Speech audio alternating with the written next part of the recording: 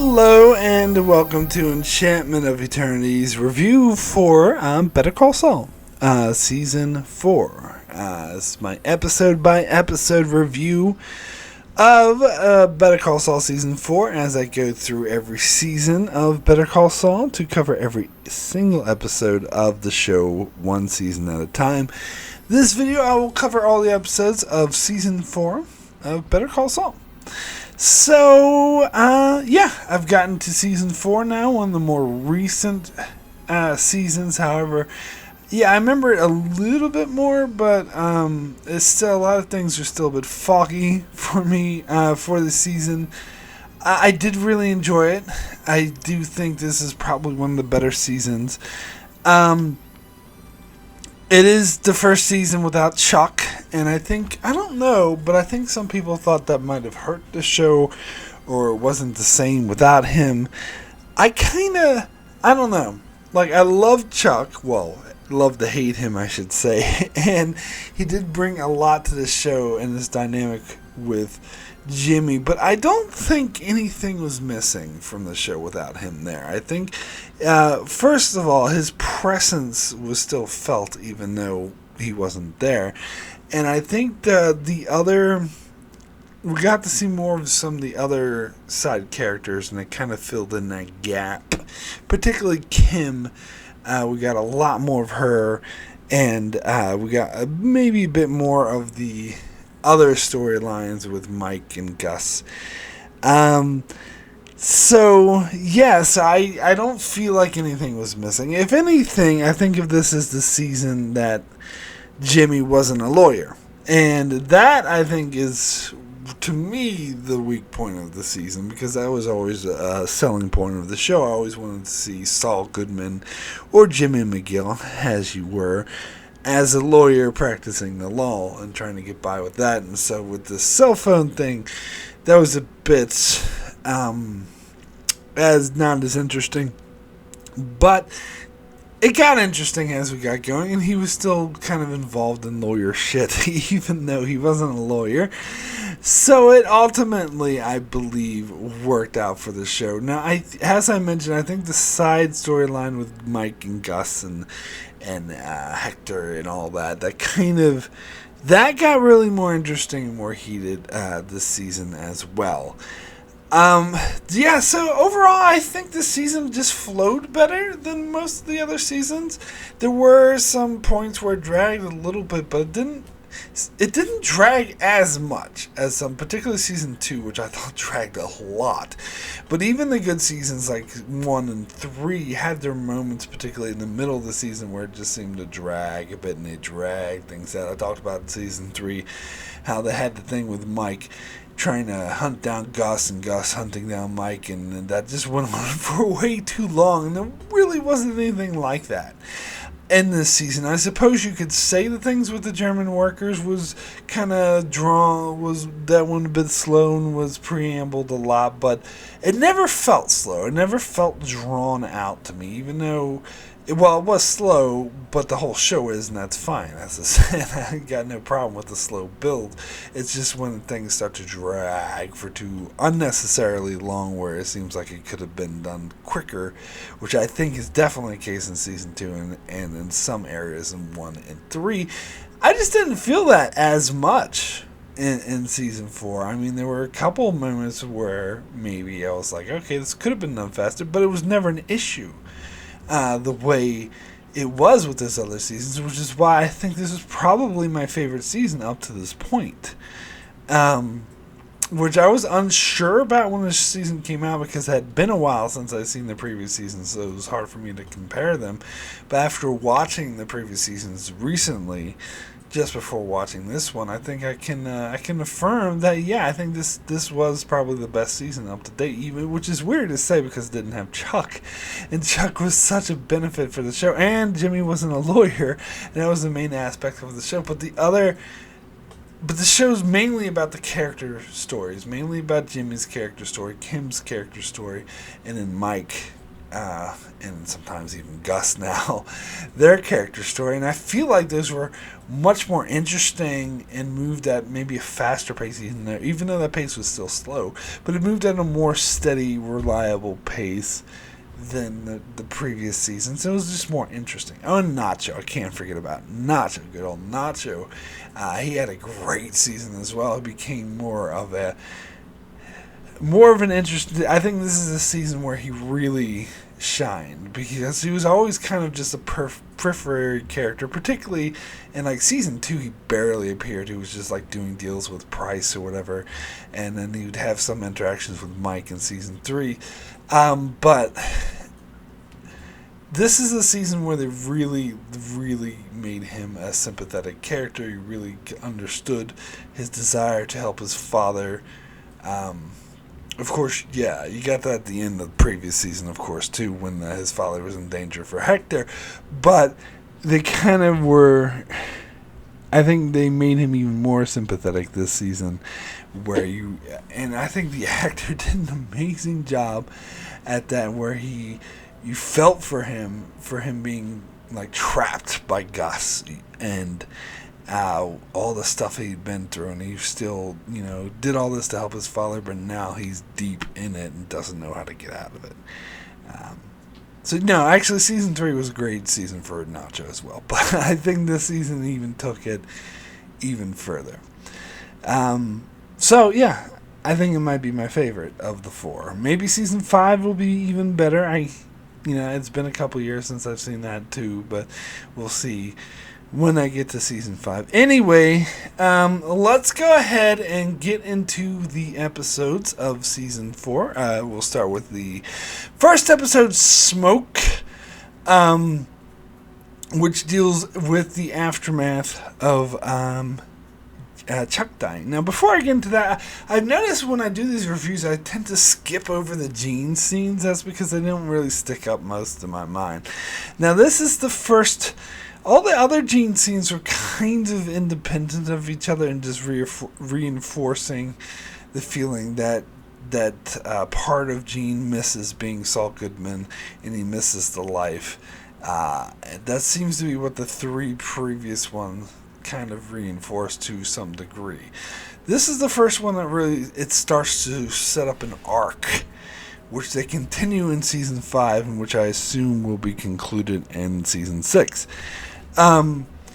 Where first of all, starts off right where season 3 one left off, where he fainted because he had called out to the cops had arrested this shoplifter, and he called out, "Get a lawyer!"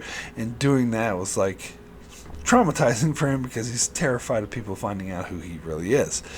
And so he goes to the hospital, and I love the way they do the scene. Like, they really do a great job of pointing out just how terrified he is that people find out who he is. But then he gets into a cab, and the cab has a sign for Albuquerque, and the guy's just staring at him, the cab driver, and he's like, "I'll get out of here." And of course, this will be continued in the next season, where we find out the cab driver did in fact recognize him. But at this moment, it was more scary. Like, I thought it was like a killer sent to kill him or something. It turns out that wasn't the case. But it was an effective opening. Anywho, so let's get to the proper timeline, the Better Call Saul timeline, where Jimmy finds out Chuck's dead. Now, this is a very interesting scene when he first goes to the house, because he's starting to... It feels like he's really emotionally invested. He's like, how would this happen to Chuck? Why is this? He's putting pieces together, and Kim's like, just like, let's go home. And honestly, I think it's during this, maybe not exactly then, but during this like time period where he's just thinking about why did this happen, I think that's when he figured out Chuck killed himself. Even though, like, officially he's not told this until Howard comes over later, but I think he already knew this. And I think that's why he kind of started to shut down. Because you notice from that first scene when he's at Chuck's house, he behaved differently then. He behaved like he was interested, and he was worried, and he was cared, and he was hurt. But then for the rest of the episode, he acts like it doesn't bother him. He's just going through the paces, and being like, yeah, whatever. Like, he just doesn't want to talk about it. Like, the scene where Howard calls and has this really ridiculously long obituary, or wasn't an obituary, maybe it was like a memorial saying, I don't know, something like that. And it was ridiculously long, and Howard just going on and on and on. Jimmy eventually just put the phone down and walked away. And then Kim picked it up and was listening to it. And once Howard was done, he was like, what do you think, Jimmy? And Kim answers. She's like, oh, yeah, he's fine with it. And, at the funeral, he's just being very quiet, not saying anything, and not acting particularly hurt. But of course, the best part is when Howard goes to approach him at the funeral, and he has to unleash his burden. He's like, "Oh my God, I gotta tell you that I fired Chuck, and I forced him out, and I think he killed himself because of it, because he was doing well, and I think it's my fault." And Kim was kind of appalled that he was saying this, and was like shocked, but Jimmy, I love fucking Jimmy's reaction. He acts like he didn't give a shit. He gets up, feed his fish. He's like, well, Howard, I guess that's a cross you'll have to bear. And then starts feeding the fish and goes, oh, look at them go. I think Kim is probably thinking that Jimmy is just deflecting or trying to hide his pain. But I honestly think Jimmy has moved into a state of apathy about the whole topic. In fact, he's kind of happy that Chuck is taking the blame, because he was probably blaming himself. Because I don't know if he was aware of Chuck being forced out of the company, but the insurance thing, that was Jimmy setting him up. And I love how the show never hankers this point. It treats the audience smart, like they have to remember the fact. The whole reason Chuck got pushed out of the company in the first place wasn't because of Howard, it was because of Jimmy was the one who went to the malpractice insurance and tattled on Chuck as a way of getting revenge on him. So in a way, Jimmy's responsible for his death, and maybe that's the guilt he was feeling. But when Howard came over and like, it was my fault, it's kind of relieving Jimmy of that guilt. And now I think that's why Jimmy felt it's not just nonchalant apathy, it could be more of relief as well. More of, wow, God, now I can breathe free because Howard's going to take the blame. He can, well, and that's why he says, it's your cross to bear, Howard. Oh, well. Which I thought was, that was pretty humorous. And we also get a storyline with Mike, which is really interesting because he's getting his checks from Gus's company, Madrigal, who are laundering the money that he stole from the Salamancas. But I think he's just bored and wants something to do with life, and he feels like, even though that is his money, I think he still feels like he needs to earn it. Like, I don't think robbing a truck is really good for him. And so he goes, and this is like a long drawn out sequence where he goes to the company and is all of a sudden a safety manager and just infiltrates this company. And I love how there's two people in the break room talking about who would win in a fight, Bruce Lee or Muhammad Ali, and he just chimes in and they're like, oh, could you sign Samantha's card? And he's like, oh yeah, sure. And just signs it, and they have no idea that he's not even supposed to be there. And then he just goes around like bossing people around, and then when the manager comes, it's like, who the hell are you? He's like, well, I'm gonna check your payroll, I'm on there, Mike Ehrmantraut. And of course this becomes a thing in the next episode. That was a funny storyline. And of course you have Hector going to the hospital, and Gus trying to do what he can to make sure Hector does not die. I tell him when to die. Anyway, we'll get into the next episode, which is called Breathe. This is when, Jimmy is going out looking for a job, and he goes to this place where these guys, I can't remember, it was a copy machine place, and he has this huge pitch.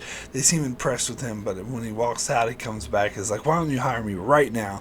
And he talks them into it, and as soon as he talks them into it, he's like, you suckers, how dare you? What kind of idiot are you to hire me? You don't know me. And then says, I feel sorry for you, and walks out.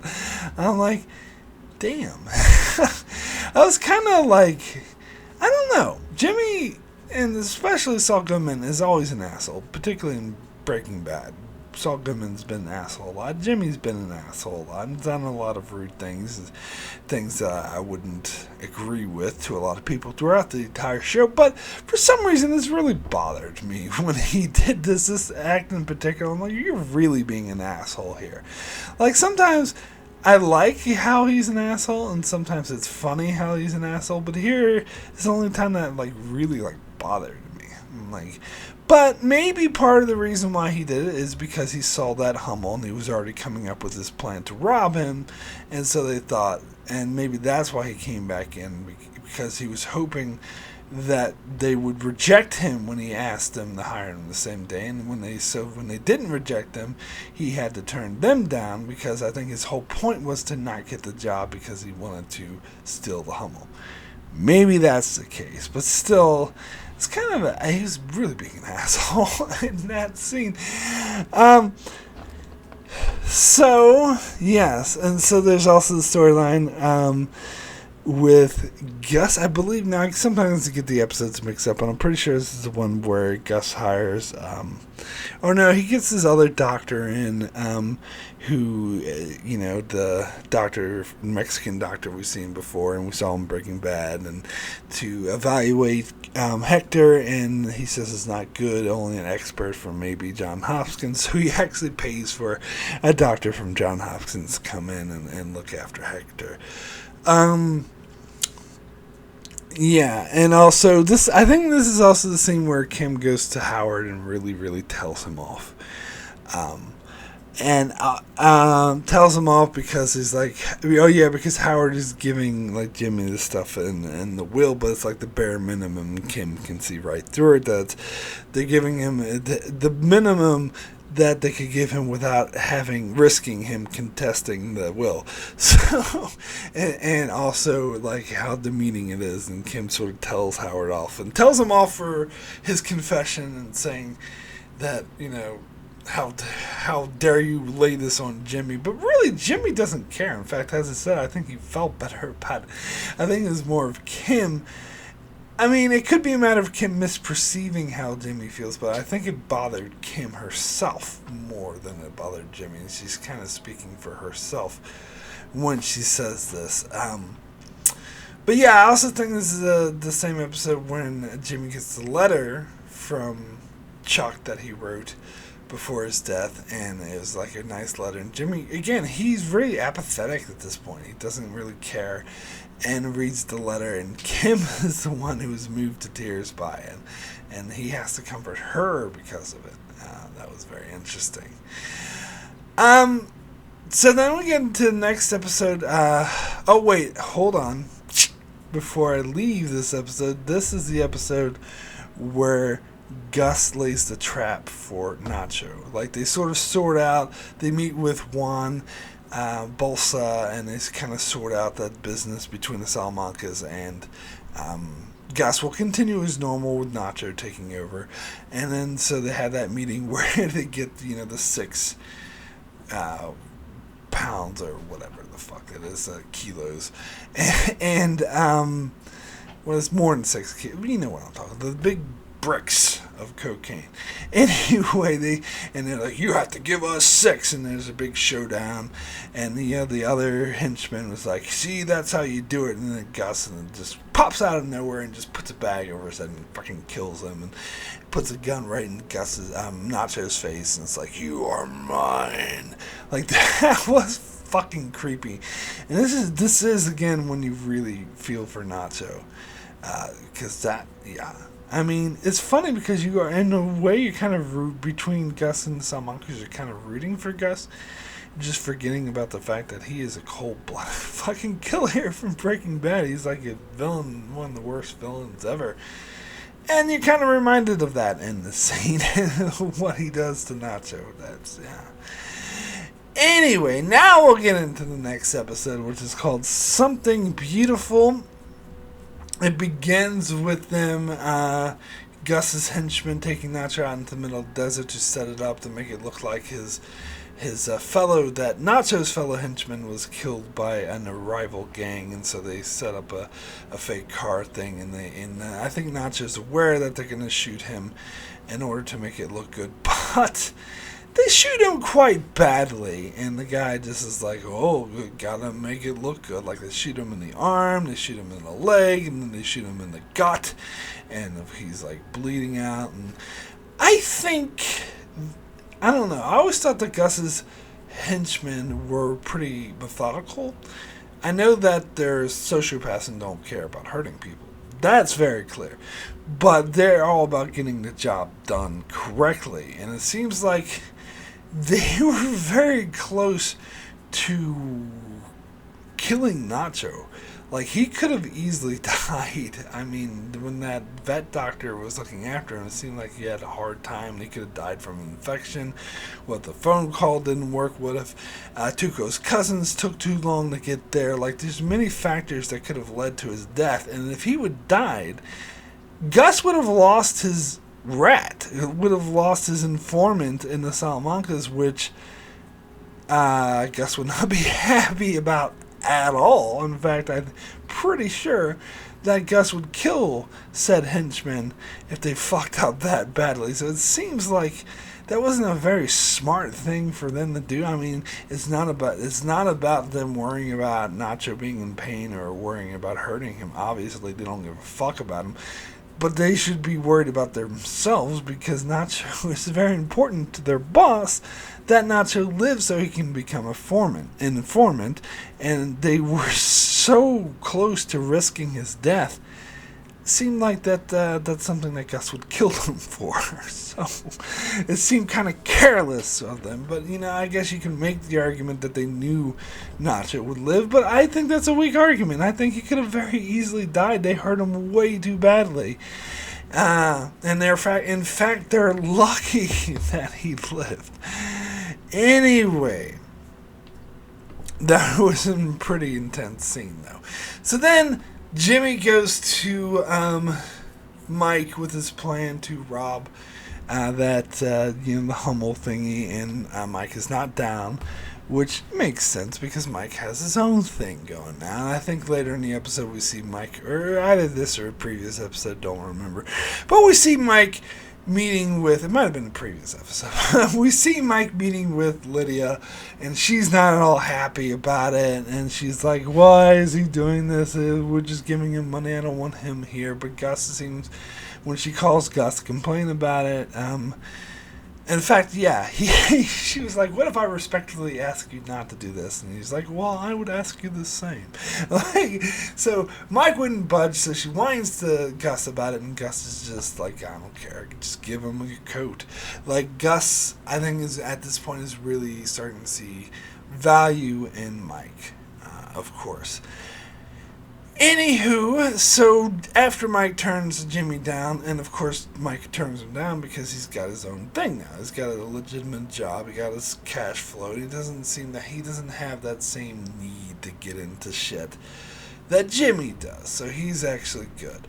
So Jimmy goes to vet guy to get someone else to do it, and they get this guy who I did not recognize, but found out later was from Breaking Bad. He was the dude that was running the the pest control thing they had in season 5, where they were doing the breaking entry, and they're just stealing shit while they were doing pest control. But then they started using it so Walt and Jesse could cook. It's that guy. And so this is showing the origins of how, Jimmy met him. And of course, they had the whole sequence where he's caught in there and he can't get out, and Jimmy has to come in and rescue him. That was cool. I did like that. Yeah, and so I think this is also the episode where Kim meets with Mercer Verde and the Jim dude. What's his name? I can't even. It's not Jim. It's something else.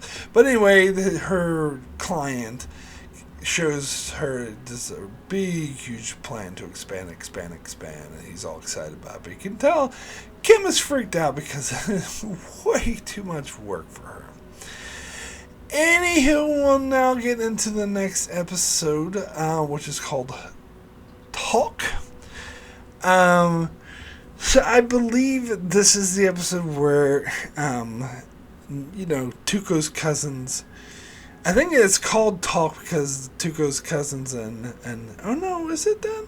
No, it's not that episode. That was earlier when they went to meet with Hector and they're like, talk, because that other henchman dude was there. So that was an earlier episode. I get my episodes mixed up. But it's definitely the episode where Tuco's cousins take Nacho to go to the rival gang that Gus had framed for, shooting him and killing the henchman. And they just go in there and start shooting like crazy. And Nacho has to go, and it's like, fucking Salamanca's, and has to go in and start shooting too, and they get into this pretty ruthless shootout. And meanwhile, what's up with, oh, God, I can't even remember now, I'm trying to blank. I believe this is where Jimmy starts working at the cell phone store, and he's bored out of his mind. He's like bouncing a ball back and forth. And then Kim, this is when she gets into her the free work. I can't remember the lawyer term for it, pro bono. Yeah, where she helps out, people who need help, who can't afford a good lawyer, but they definitely need it, and they're good people, just need help. So she does that as like a charity, and it makes her feel better. It's what she really wants to do. Now, I think it's implied that she is, in fact, working through her guilt over what happened with Chuck. And this is how she makes herself feel better about it, because working for a big, huge bank and helping them make more money isn't really charity work, so she needs to do this to make herself feel better. And I do believe this definitely is the episode where she is helping a client who is kind of refusing to go to court, but if she doesn't, she'll go to jail. So she's doing a really good thing. But Mercer Verde, like, something goes horribly wrong. They're like, we need you right away, and she hangs up on them and is like, nah, fuck that, I'm too busy. And of course, Mercer Verde is pissed about this and saying that it never needs to happen again, that they need to be the first priority, that's unacceptable, and she agrees. So, I know I'm missing some things out, but anyway, we'll move over. These are all good episodes, by the way. I haven't really been giving good, but these have all been good. Maybe this one's probably the slowest, if this is it, because this is the one where Jimmy goes to work and starts bouncing the ball or whatever. But it still wasn't too bad. It definitely wasn't as bad as anything in the previous seasons. Anyway, move to the next episode, which is called Quite a Ride. It has a pretty interesting intro, because it's the only one that actually shows us Breaking Bad times. Like flash forward, if you will, because usually we have like a flashback maybe at the beginning, but this has like a flash forward where Jimmy is, or Saul Goodman I should say, is destroying all of his documents because Walt had been caught and he's about to get arrested. And he says to what's her face, oh, it's been quite a ride, and she's like, whatever. He tries to hug her, and she's like, Francesca, yeah, and she's like, get the fuck out of here. God, she'd really changed. She's like actually nice in the previous season, but anyway, I mean, that's how she was in Breaking Bad. We know she becomes like that. Anyway, so that was a really interesting intro that we got that flash forward. But then we go into the rest of the episode where Jimmy realizes that he's bored with his cell phone store because it gets no business whatsoever. And so he starts selling the phones on the sly because he realizes that if he sells phones that don't for cash only and not through the official system that are untraceable, then there'd be high demand from people who want that phones that are untraceable, i.e. criminals who are doing illegal stuff. And so he goes to places where criminals hang out and this starts making a lot of money. So he first goes to these 3 teenage kids, and they're being dicks to him. But then he goes to that hot dog stand we've seen them at before, and he starts selling it. But had the classic Better Call Saul montage with all the music, and he keeps selling the phones. He does really well for himself. These big ass, mean bikers show up, and everyone run away scared. But he doesn't. He stays and he sells them phones, and he does a good job at it. But then the 3 little punks come back and rob him. And then he feels shitty for himself for letting himself be robbed because he remembers in the old days as Slippin' Jimmy that people known not to fuck with him, and and he starts to realize that he needs that time back. Kim's just like, oh, well, you're not Slippin' Jimmy anymore. But he's like, in his mind, he's thinking, well, maybe I should be. Because they should know better not to fuck with me. Kim, and I am sure that's this episode, Kim decides to go work for Schweitzer and Coakley. That one dude we keep saying, because she comes up with an idea that if she works for him and has a banking, starts his banking division, therefore she would have a whole team with a firm who would be able to run Immersive Verdes to give her more free time to go off and do her pro bono work. And so that way she can have her cake and eat it too and be very happy. But by doing so, this of course destroys Jimmy's dream of going back to their shared office, because she sees that he's dueling the symbols for McGill and Wexler, and that he's still obsessed with trying to bring that back. But she realizes that this is going to be a hard sell for Jimmy, but she knows that's what's going to be best for her. So she takes him out to lunch and tries to, and I love this. It's a great scene where she explains it to him, and he's obviously upset. He's like, oh, I gotta use the bathroom. She's like, no, don't go. He's like, no, I just need to pee. But he goes back and has a panic attack, and he's freaking out. But then he calmly comes back and goes to her and is like, go ahead and do it. Yes, if you think this is best for you, do it. And it shows that he cares about her, and shows that he's actually a good boyfriend, really. Because it crushes him, but he's willing to move past it and put on a face for her, because he knows it's what she wants, and he knows that it will make her happy, and so he does it. I mean, you could interpret that as he knows that it's futile to fight against her and only cause more strife between them, and so he humors her. But I would be more optimistic and look at it the other way. Then we also get Mike and Gus. Oh, I think it was the previous episode, which again I forgot to mention. But Gus had intimidated Mike and was like, oh, you didn't tell me about Vargo. And Mike could see right through Gus, and like, you're just playing me. You just want me to do something, so just tell me what the fucking job is. So here we see what the job is in this episode, that he is vetting construction workers to build the secret lab under the dry cleaners that we saw in Breaking Bad, because this is kind of like filling up the plot hole, because I'm pretty sure it's been a while and I wasn't really watching it at the time it aired, but I'm pretty sure in Breaking Bad, when they revealed there was this really high-tech, luxurious lab hidden underneath a laundry place. A lot of people might be playing, how the fuck did he build that?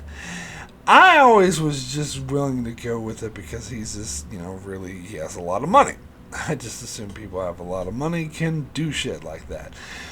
But it wasn't easy, apparently, and we get to see that thoroughly throughout this season because it did have to all be done in secret and illegally. So they just can't hire any construction company. They have to get the illegal types, and so they fly people in from across the country, and of course they want to keep it all secret. They don't want them to know what state they're in or what location they're at and where any information, because what if they don't hire them for the job? And so that's why they have Mike in. He comes, puts a hood on someone, pick him up in Denver, and drives them down to Albuquerque with the hood on their head, so they have no idea where they could have gone from Denver. And we see this one guy, he's really cocky. He's like, oh, I can do this for you in 4 months, blah, blah. And then Gus is like, nah, I don't like him. And Mike's like, yeah, I agree. He's bullshit. And then they get the German guy. He comes in. And he's like, well, this is going to be really tricky. I don't know, man. There's all of this thing and all of that thing. It could take me 6 months, maybe 8 months. So it's going to be really difficult. You're going to do this. And they're like, yeah, we like this guy. At first, I didn't get that, but I think they thought that the German guy was being more straightforward and honest with them, and that the first guy was kind of full shit. And also, he was like, he seemed more of, I dug on this tunnel under, something under tunnel to Mexico, and I think they recognized that this was not at all the same thing, and he didn't really know what he was talking about, and he'd be in over his head, whereas the German guy seemed to know exactly what he was talking about. Yeah, so, of course, I think I don't remember if this episode or the next, but of course, they hire him. Anyway, we'll go ahead and get into the next episode. And again, this is a great episode. A good episode. I liked it. Anyway, we get into the next episode, Pinata.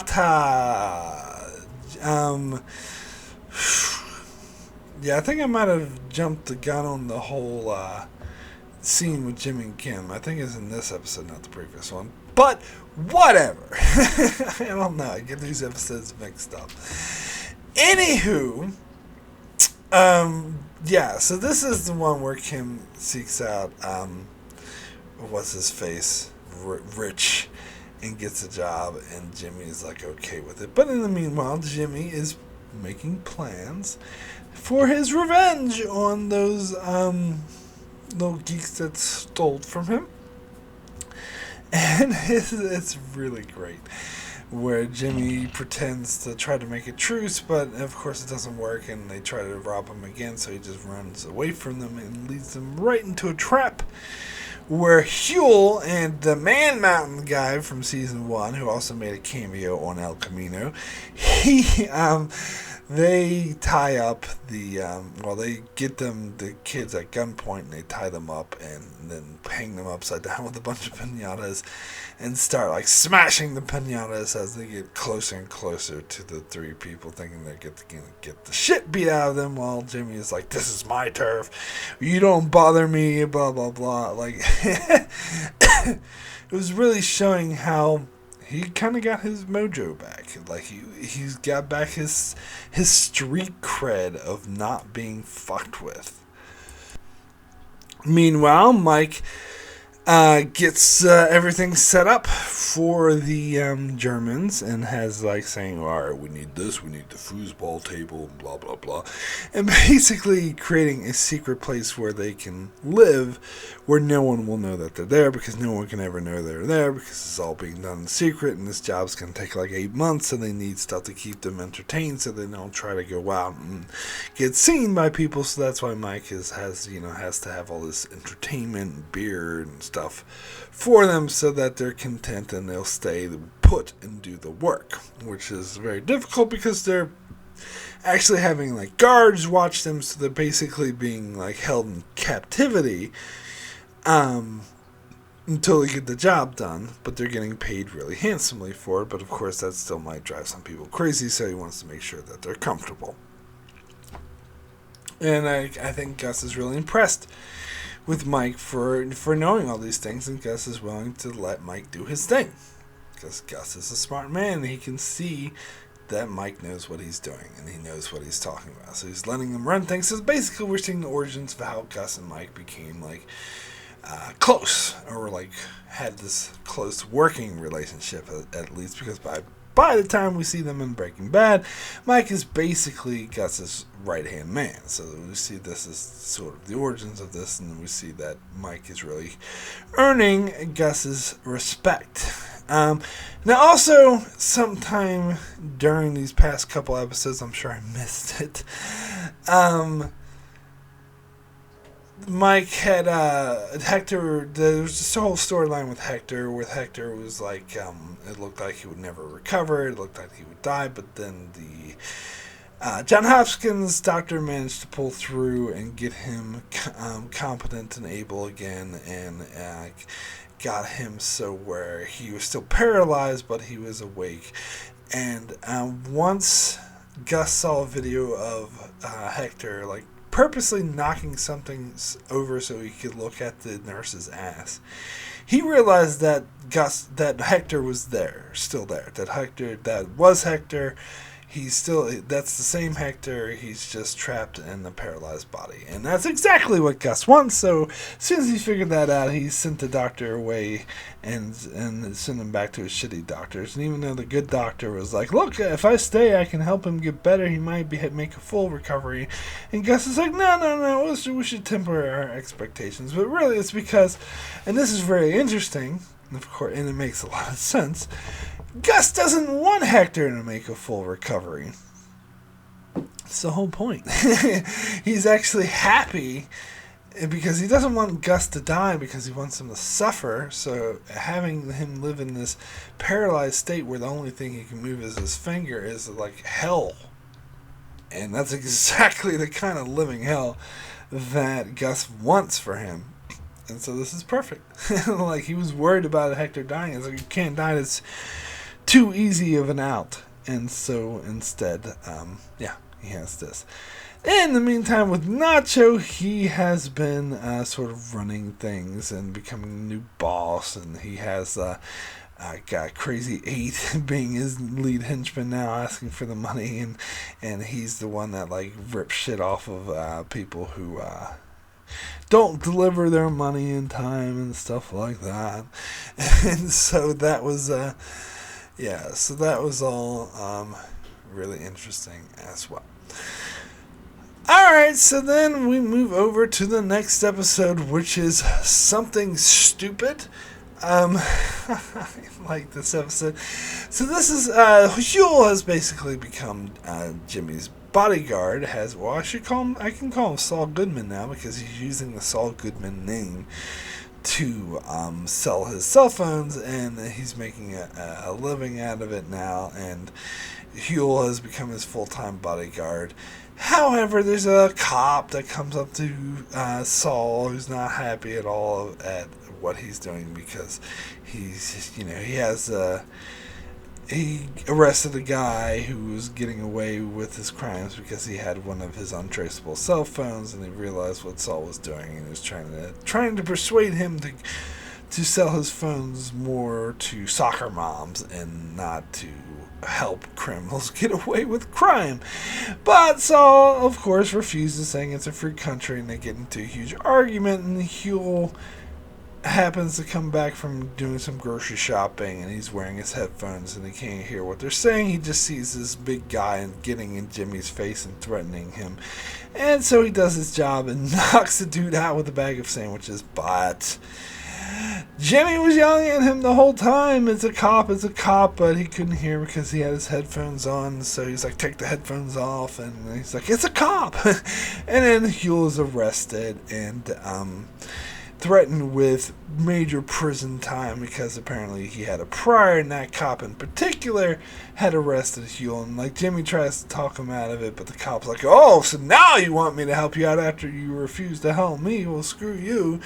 And they basically want to throw the book at Huel, and Huel's like, well, I want to get out. I'm not staying around here. So he wants to run, which Jimmy thinks is a terrible idea. And so he goes to Kim asking for help. So Kim seems a bit shaky on this. Like, I don't know. I got things to do. Maybe I'll just go see how it goes. So she goes to the prosecutor, and the prosecutor is being completely unreasonable about it and saying, oh, I'm going to throw the book at him, he's going to get the full sentence. And Kim's like, no, this isn't, tries to argue with it, it's been inconsistent. Other people have done worse and they gotten off with less, but the prosecutor is like being really rigid about it, and you can tell this is really pissing Kim off. That Kim honestly disagrees and thinks that the prosecutor is being completely unreasonable. And then, of course, the prosecutor has to mention that the only witness to the crime was a scumbag ex-lawyer who is selling illegal cell phones. Or not illegal, but selling cell phones to criminals. And you could tell Kim was not very happy at all at that statement. And so that's kind of when Kim decided, well, fuck this shit, I'm going all in. But at first, to be fair, at first you kind of felt defeated and like, well, I'm never going to be able to make a deal with the prosecutor because they're being unreasonable. And so she tells Jimmy to tell Huel to just take a deal. And Jimmy's like, okay, I'll do it. But she can tell that Jimmy has like some really fucked up plan that's just gonna be illegal and make things worse. And so, but the more she thinks about it, the more she thinks, well, fuck that prosecutor. And so she calls Jimmy and is like, I got a better plan. And then we get more with the storyline with Mike and the Germans, and there's this asshole named Kai. He's been developing these. He's just like an asshole who's a problem. Mike's like, watch this guy, but then Mike's making friends more with the head guy, Werner Ziegler, and they're becoming good friends and whatnot. So the job is going well and all that sort of thing. Alright, so then we'll go ahead and get into the next episode, which is called Kilshata. So I believe, before I get into Jimmy's stuff, which is really the heart of this episode, I believe this is the episode where we're introduced to Lalo. He comes out and takes over for Nacho. It's funny, he's like being all friendly. It's like, oh, do you want some food? And Nacho's like, who the heck, what the fuck? And he has his hand on his gun. It's like, who are you? But he makes it clear he's a Salamanca. And he's like, oh, you won't even know that I'm here. He's basically taking over. And Nacho knows it. And Lalo is, he's going to become an important character, and he had a really good introduction here. You can tell that he's interesting. He's like the smartest Salamanca that we have met. Most of the Salamancas were either crazy or brutal, or just like, brute force kind of thing, but or maybe like Hector, who was all demanding but not very witty. He seems very witty. He always has this like facade and ways like sweet talking and be, oh yeah, we're all amigos here, and really he's like planning to kill you underneath. So he's probably the most dangerous Salamanca that we've met yet. And he goes, of course, straight to Gus's chicken place. And when Gus sees Nacho there, he's like, what the fuck? And Nacho just puts up his hands like, I don't know, man, I can't tell what he's doing. And then Lalo goes and meets with Gus. And again, he has that very friendly demeanor. Oh, we're all friends here, we're working together. And then he tries to trick Gus into saying something bad about Donna Lardio. And Gus doesn't fall for it. He's like, oh, it's a good thing, I was just kidding. You but never should turn on him. and so Gus can see through his bullshit. And he knows Gus can see through his bullshit, but he doesn't care. He still puts on that facade of all being friends, but at the same time, he's like really worried about Gus and what he's up to, and tells Nacho, hey, let's go see what he's up to. Meanwhile, with Mike and the Germans, he sees that they're getting really frustrated and they're not very happy. The foosball and the entertainment system and the bar is not pleasing them anymore, and they're because the job got set back and it's going to go on for months longer than it should. And so Ziegler suggests that they get some R&R. So Mike takes him out to a bar where they have these strippers and they really relax. And Kai, of course, is an asshole that they have to, who tries to touch a stripper, and the bouncers there want to call the cops on them, but Mike has to pay them off and take Kai away, and are we good? And it's like, okay, we're good, and therefore there's no record, so Kai just almost fucked everything up. So just like Mike thought, he's the issue, he's the problem, but then he goes back to the other bar where he left Ziegler, and Ziegler is just casually talking to two guys about how he's an architect and how to build buildings and that he's from Germany, not realizing that he's giving away way too much information and making himself too well known, where he doesn't see what's wrong, and Mike has to take him aside. It's like, you realize the person we're working for, right? He will kill you. Mike doesn't say that outright, he implies it. It seems like he should have said it outright, because it doesn't seem like Ziegler really got that. He didn't really get what Mike was trying to tell him. Like, no, you need to be super, super careful. It's like, yeah, sure, I'll be careful from now on. Alright, so the heart of the episode, what the episode's really about, it's about Huel. And so it's about Kim's scheme to get Huel off, and this was hilarious. This was so good.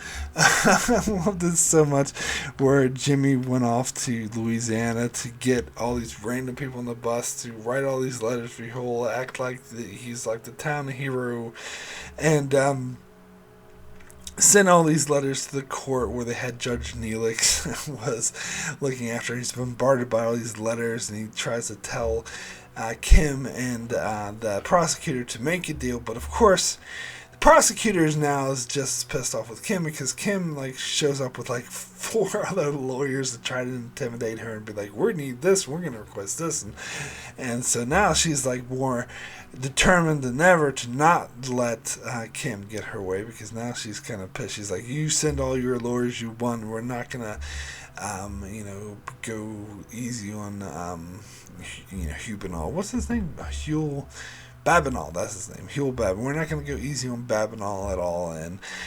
But then with Judge Neelix is now pressuring them to make a deal, and Kim's like, well, I'm trying, but she's not listening to me. And then so the prosecutor goes to investigate this and call some of the numbers on the letters, but we find that Jimmy is sitting there with the film students. God, this is so amazing. It's such a great scene. And he has all these cell phones lined up, and when they call the church, he picks it up. It's like, this here, I'm the pastor. Oh, can you turn down? And they even had the makeup girl pretend to be someone. I know that Jesus wouldn't want me to say anything too nasty, but shame on you. Oh my God, it was hilarious and amazing, and of course it works, and it pressures the prosecutor to fold and to take the deal that Kim wants. And it's funny when Jimmy's outside waiting to hear from Kim, did it work, and Kim just comes out and starts making out with him. So, and that's the whole thing that I kind of haven't touched on, is that it's really shown that Kim and Jimmy's relationship this season's really been really stale and dying out, and they're kind of just like, yeah, whatever. And but when Jimmy had this plan to con them into getting Huel off, that got Kim off on that. And so at the end, Jimmy goes to visit Kim. It's like, yeah, this is the bad thing we do. I understand. We shouldn't do stuff like that. Don't worry. From now on, it's going to be straight and narrow. And Kim's like, can we do it again? Sure. And because she really gets off on this, and this will be an important storyline going forward, is that she does feel guilty about doing some illegal things, such as what she did with Chuck and whatnot, but then she kind of gets off on doing these sort of con things, and when we've seen the whole Giselle thing in the past as well. So, yeah, it's a very interesting dynamic. So then we get into... So, yeah, I love this episode, by the way. So anyway, we get into the next episode, which is Wildersheen. So we get a fucking origin story for the bell, for Hector's bell that he hit in Breaking Bad. Come on. We don't need an origin story for the bell. This is the worst moment. I think I hinted at this in other videos, but this is the worst moment of prequel-itis in Better Call Saul. Usually, I will say, and I will stand by, that Better Call Saul is the best prequel to ever be made. Usually, it doesn't fall under the same, this is how this got started kind of thing that most prequels fall into in the end. It's not too dependent on what came after, and it's kind of telling its own original character stories. But, you know, we get Breaking Bad moments. There's been a couple of prequel-itis moments, which I had pointed out in the past, but usually they're not too bad. This is the worst one. We don't need an origin story for the stupid bell. I'm sorry, it's just a bell. We don't need to know where it came from. There doesn't have to be this cool story about it, about how Hector killed a bunch of people and the only thing left was a bell, and that makes it more badass that he bangs a bell. No, it's just a fucking bell. We don't need an origin story for it. That really bothers me. But the rest of the episode is really good. So Lalo is still on the trail of Mike, trying to figure out what's going on, and he meets with Hector. He's like, yeah, we're going to get that Chilean and whatever, and so he's more determined than ever to go after them, so he's scoping him out. Meanwhile, Mike is dealing with an issue that did happen. It started at the end of the previous episode, but let's talk about it now, where Werner Ziegler did in fact escape because he wanted to go visit his wife for the weekend, and Mike's like, no, just chill out. We only got a couple months left, and with the money you're making, you'll never have to be away from her again. Trust me. And he doesn't care. He staged an elaborate jailbreak. He fooled the cameras. He undid the locks, and he ran out. And of course, Gus is not at all pleased about this. And so Mike goes on this sort of fugitive, Tommy Lee Jones from The Fugitive-esque, we got to search every outhouse, back house, lighthouse kind of thing with this man, and he manages to track him down. But what's his face? Lalo sees Mike tracking Werner down, and decides that, yeah, maybe he's going to look into this himself, too. Anyway, actually, I think I'm getting a bit into the next episode here, too, but whatever, it doesn't matter. Anyway, we also get Jimmy has this big moment to, well, before we get to Jimmy's big moment, he does another con with Kim. And it's a silly con. It's just to get Mercer Verde a bigger bank. But it's not really about the outcome. It's about the fun of doing this, where they trick this, record keeper or whatever to give them the papers that she wants by Jimmy pretending to be her idiot brother who doesn't know how to take care of her baby, and she's a single mother who's really hard out, and Kim's really into that too, and she gets really passionate and makes out with Jimmy more because of this. But then Jimmy has this big moment of trying to get his law license back, and he says all the right things. He's like, he knows his court case, he's able to answer all the questions correctly until I mean, Kim will later point out is the fact that he didn't mention Chuck, but there's one moment in particular. It's like, oh, come on, you moron. Clearly, you should have talked about Chuck here. And that's when the person first asks him what he feels about the law, and he gives a pretty good answer about that. But then she specifically asks, well, do you have any, people in your life who you think helped you out, who inspired you? And he's like, oh, just my friends at University of American Samoa, go land crabs. And I'm like, you idiot! Clearly she wanted you to say your brother Chuck. I mean, it was beyond clear. And so he is able to, get it out of them, by being quite shady, really, that he has been rejected, which he is shocked. He doesn't know why. He's really pissed off, and so he runs to Kim, and he's screaming and yelling, oh, I'm not selling phones for another fucking year, blah, blah, blah. And Kim is like, all right, let's work this out.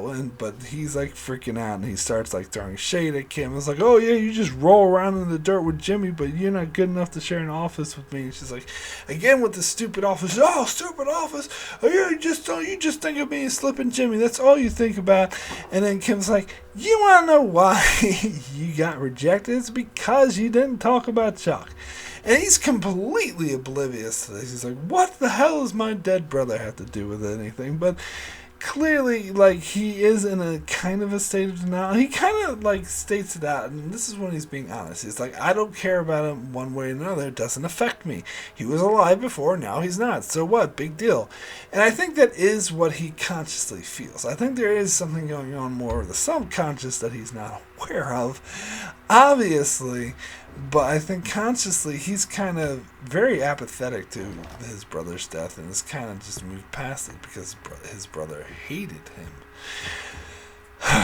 But, Kim pointed out that, and he's like, I can't remember what she says. She says something, maybe I won't. Oh, because the whole thing, I forgot to mention in the early episode, it's a funny moment when they went to the party with Rich, and Jimmy was just goading Rich on and being like, oh, maybe you should take a trip with a work trip, take all the employees out, and he keeps expressing more and more expensive trips until he gets absolutely ridiculously expensive, which of course Rich isn't happy about. And I couldn't remember Kim's reaction correctly. I thought maybe she was turned on by this, but apparently I remembered wrong. It was the opposite. She was actually pissed off about this, and she brings it up here. It's like, oh, you can embarrass me in front of my workmates again, and actually, and he's like, well, don't bring me to your, office in the sky. And she's like, okay, I won't. And eventually he's like, oh, just kick him in when he's down. And then she ends with the mic drop of, Jimmy, you are always down. This is a really intense scene. I really love this scene a lot. It's great acting, great performances, great character interaction. They're really putting their bullshit aside, because throughout most of the season they just barely talk to each other. And believe me, I know what kind of a relationship that's like when you're just doing the bare minimum. Hello, how are you? Something's wrong. Something's terribly wrong. And they're finally airing everything out and getting it all out there. And then after they come home together, Jimmy is can't even look at her and thinks he just fucked everything up. And Kim's like, well, you want to be a lawyer again, so let's start with that. And so they start to put their plan together. Okie dokie, let's now get into the finale. And I think I already jumped the gun a little bit with the Mike storyline in this, because I believe actually it was the previous episode that ended with Werner escaping, but whatever. We get into Mike trying to, being like Tommy Lee Jones, trying to track Werner down. And he tracks him to this travel agency where he sees that he made plans for a getaway, and Lalo tracks them there. And I love how Mike can tell that Lalo's tracking him, and he's able to go in the parking garage and use this trick with gum to get away from Lalo. That was a great scene. But Lalo knows about the travel agency and goes back there, and when the clerk is unable to help him out, he kills him, which is something that will come into play next season.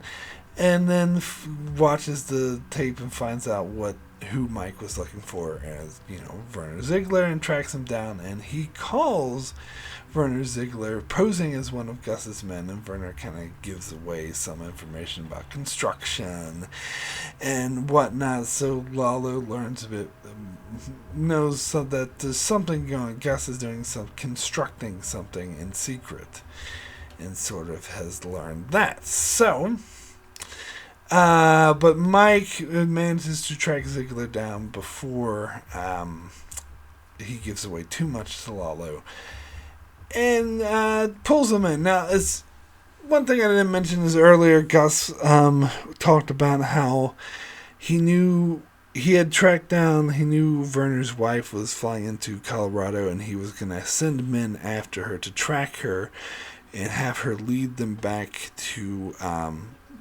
Ziegler, and then kill them both. Which, of course, Mike is not a fan of that plan.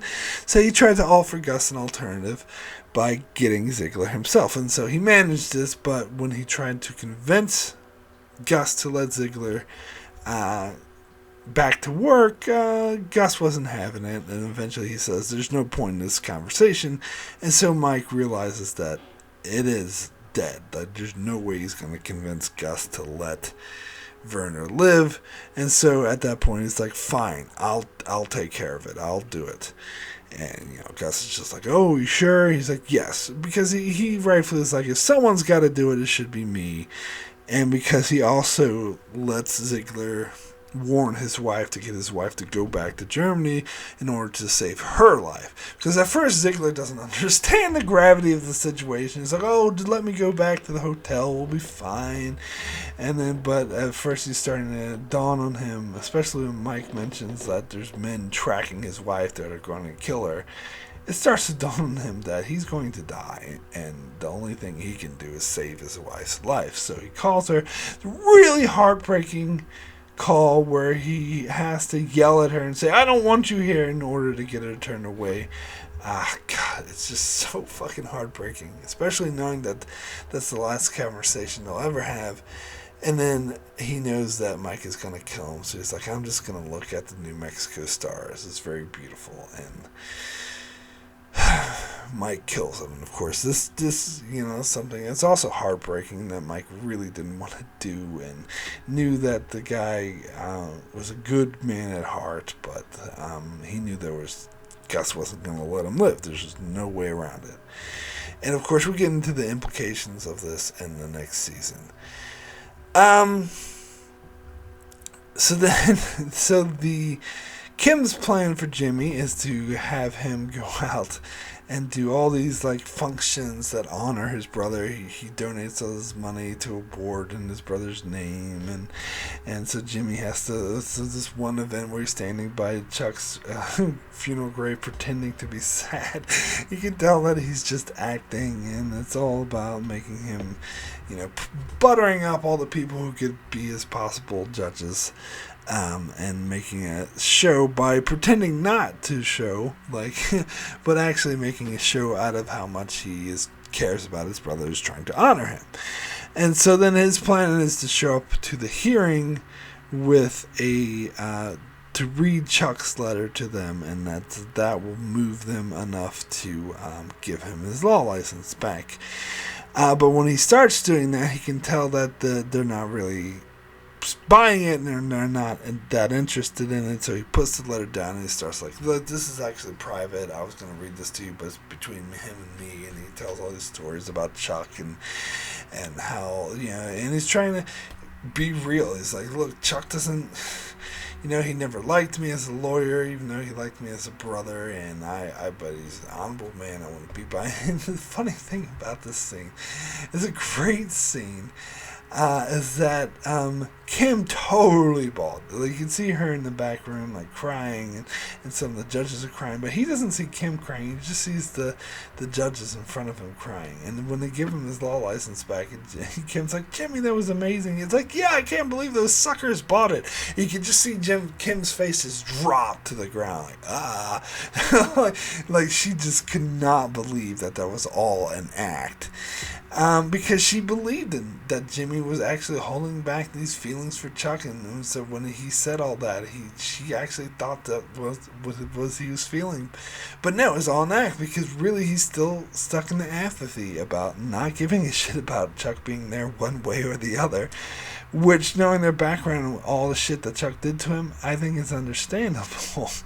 But I think it's kind of shaped the kind of apathetic, non-caring person that he's become, and he's all about like just conning people now, and he basically conned those judges into giving him his law license back. And the funny thing about this is that the first meeting they had with him, when they said he was being insincere, he was actually being sincere for the most part. Like, he maybe exaggerated on how much he loves the law and stuff like that, and kind of feeding them some of the answers that they wanted to hear, but he was being, he wasn't lying about anything. Whereas here, he's totally lying. He was lying through his teeth, and yet now they thought he was being sincere. I think that's the huge irony about this.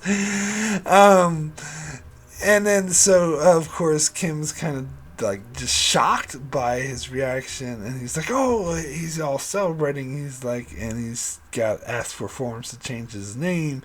And it's funny that he asked for a form to change his name, because during one of the things he said in his speech was like, and I'll use the name McGill to honor my brother every time I use my name McGill. And the first thing he does is change his name to Saul Goodman.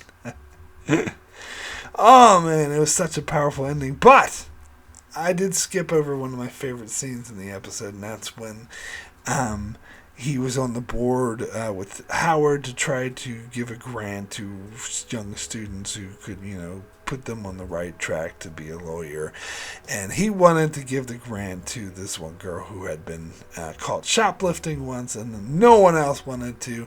And he was advocating for her. And you could tell that he felt like a personal vindication or personal connection to her, and I feel like if she was vindicated, he would be vindicated, because he used to be scum and he used to do illegal things. So it should be showing her, and by helping her, he'd be proving to himself that he can be accepted as well.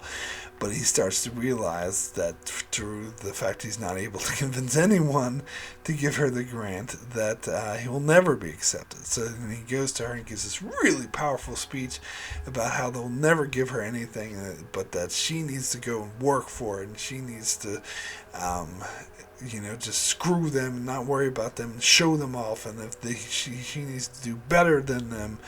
And he's basically talking about himself here, and we can see that, even though I don't even know if he's aware of it. But that's why he's so passionate about like helping her, giving her this speech. And she, of course, is just really, upset about all this, and because he's laying a lot on her at once, but you can tell that she takes it seriously. He's like, the winner takes it all.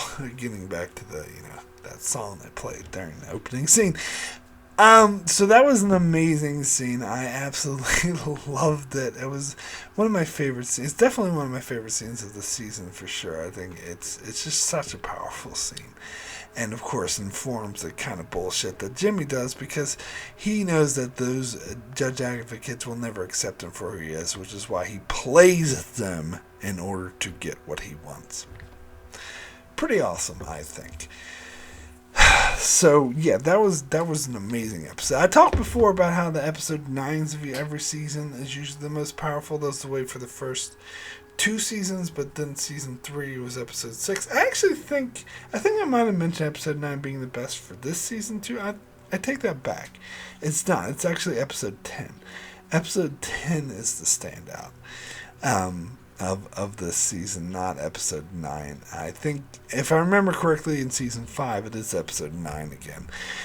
But yeah, this was definitely the big, like, gut punch, the big powerful scene. Anyway, so those are all the episodes of season 5. So now I'll give my choice for least favorite and my favorite episode of the season.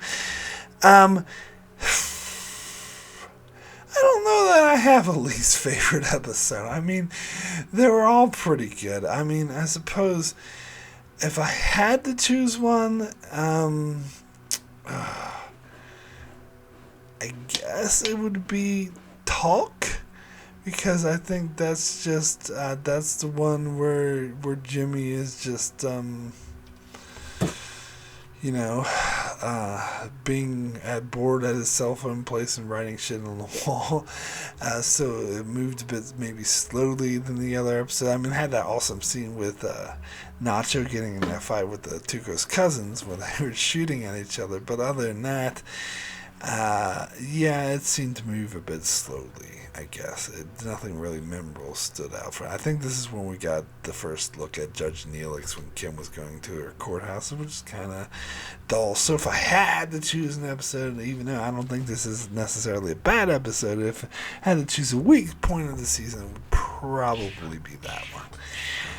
As for best episode of the season, well, that is a bit harder to come by. We had, I think the standouts for me was definitely Pinata, almost specifically for that ending where they're scaring the kids with the Pinata. That was fucking awesome. But also, the first episode, Smoke, that showed Jimmy with not giving a shit when Howard confessed. That was great. But better ones, of course, being Ville de Chine, the one where penultimate episode of the season where Jimmy and Kim really have at it and let their true emotions fly. And my runner-up would be Kolshata. The whole thing. Oh, you was a good. I fucking love that episode. But the best episode of the season has to be Winner. As I said, the finale was really the strength of the season. The whole Mike storyline was like heart-wrenching, and it was pure gold. It was intense at first, the chase with Lalo, and it led to a really heart-wrenching ending with him having to kill Werner. It was just so heart-wrenching. And then the other storyline was just as powerful, with Jimmy trying to get his law license back, where that had an amazing scene with the young achiever that he wanted to win the award who didn't. He gives her that speech. It was such a great speech. And then at the end, he just totally bullshits his way into, and Kim totally thought he was being sincere about his brother, but he really does not give a fuck. Such a powerful ending. Such a great episode. So my rating for season 4 of Better Call Saul, out of 10, I'm going to give this a 9. 9 out of 10. I think this deserves this. As I said, I think this is probably my favorite season thus far. Even though, it might not have been as big of a standout as some of these previous seasons as far as, particular moments, particular episodes. But there was a consistency, as I said. It maybe got a little bit slow maybe in episode 3 and 4, but nothing compared to previous seasons. There wasn't an insane amount of filler, which I think, frankly, there's at least one episode in each of the 3 previous seasons that had an insane amount of filler. And in season 2 there's several. So I think this is even though it was a slow pace, it definitely was a slow pace, but it was the most steadily moving, keep me interested, and it had really interesting things going on with Mike, with Nacho, really fleshing out his character, and also, of course, the journey that Kim and Jimmy went on, I think, more than made up for Chuck's absence. And I think, of course, Chuck's death was, of course, a big looming threat over the season. So, as I said, he still had a presence there, like that letter they wrote. And, of course, he appeared in a couple flashbacks, too. So, yeah, I think this was a really, really good season. Not quite a 10, not quite there, but almost. It was a really good season. So that is it for my episode-by-episode review of Season 4 of Better Call Saul. I shall return next month to cover the last season that has aired thus far, Season 5. And then that will end up my coverage of Better Call Saul, unfortunately, because usually when I do these season by seasons, I end with doing countdowns and other videos. But I can't do that with this show because it's not over yet. I gotta wait until season 6 comes out. So unfortunately, next week's coverage of season 5 will be the end of my coverage for Better Call Saul. For now, eventually I'll get back to this after season 6 airs. But yeah, so in the meantime, you can be sure to check out my channel for many other videos and other shows like Star Trek, The Expanse, Star Wars, Clone Wars, and Star Trek Lower Decks, and more. So be sure to subscribe so you can keep up with all of that. And thanks a lot for watching.